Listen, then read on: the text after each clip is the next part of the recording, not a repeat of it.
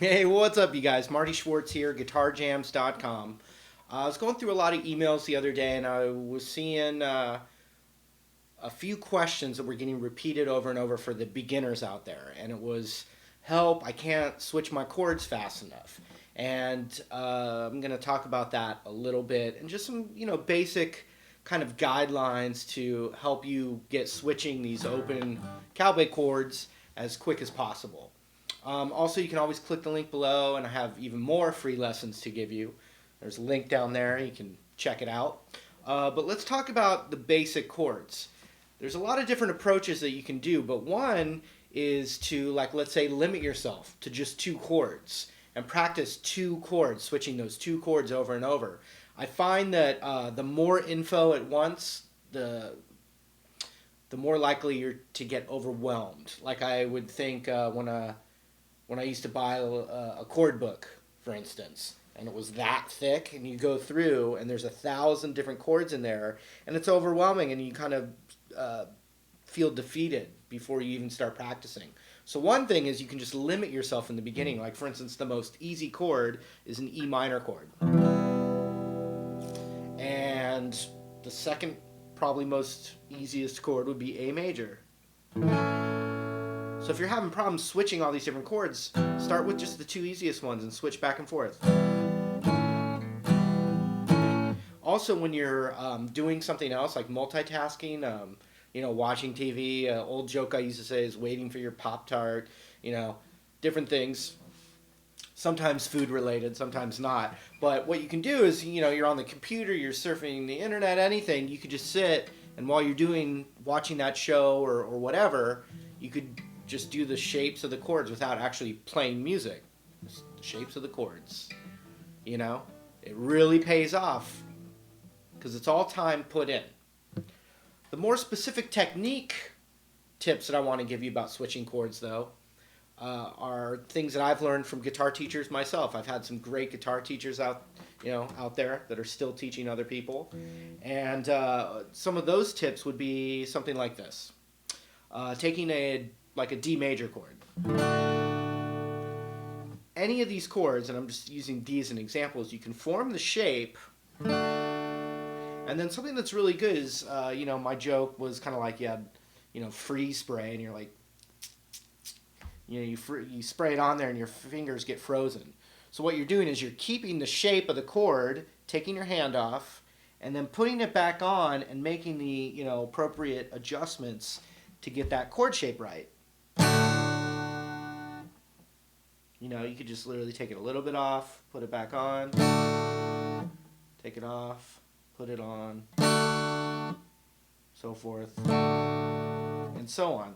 Shake your hand out, try it with a different chord. And what you're doing is you're getting that muscle memory going. Besides just always forming the chord, you're also, when you do that and you're trying to keep the shape, your body is, your brain and your fingers and everything are remembering it quicker than if you just formed the chord and strummed it. I promise, because I've seen it with a lot of students. Okay? Another tip is using one finger as your locator point for that chord. So for instance, a G major chord, it looks like this. Instead of trying to get that whole shape down and memorizing that whole shape, and I'm talking about beginners, think about your middle finger on the 3rd fret of the low E string right there. Boom. That's my G chord. That's what I'm targeting. Then the other fingers go down. A C major chord. Ring finger on the 3rd fret of the A string. Okay? So watch, a C to a G. Target it. What was it? The middle finger.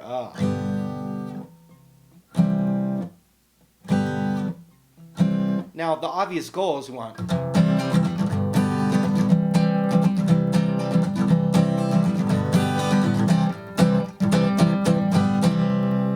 But it doesn't start that way, and you have to be a little patient with yourself, but target notes.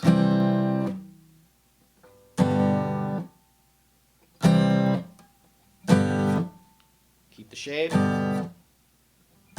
Keep the shape. Keep the shape. Ow. One other thing is that target note in particular. You want it to be the finger that's the closest to this portion of the neck. And that way, like for instance, a C chord, if I get that target note down, you actually, as you're strumming, you've got that split second as you're strumming down to get the rest of your fingers there in time, like the G chord. You know, as you're forming it, even if it's a split second, I mean, I'll take it. I'll take that split second. You know what I mean? So let's recap the tips. One tip is to limit the amount of chords you're practicing. Start with the 2 basic chords, or take 3 chords and switch them in different orders.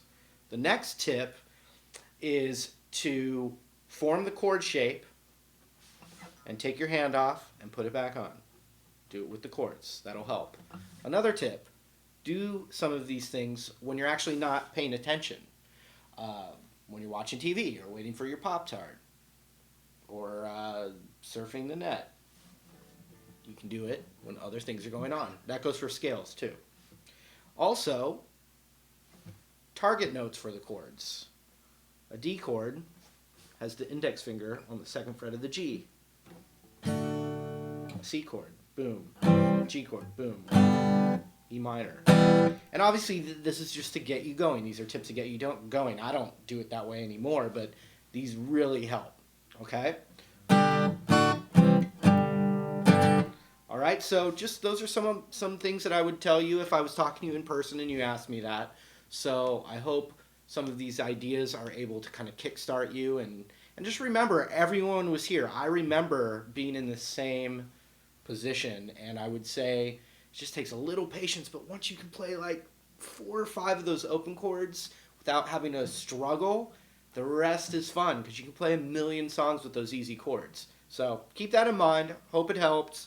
And if it didn't, I'm sorry. I'll try again in the future. All right? So we'll see you later. Take care.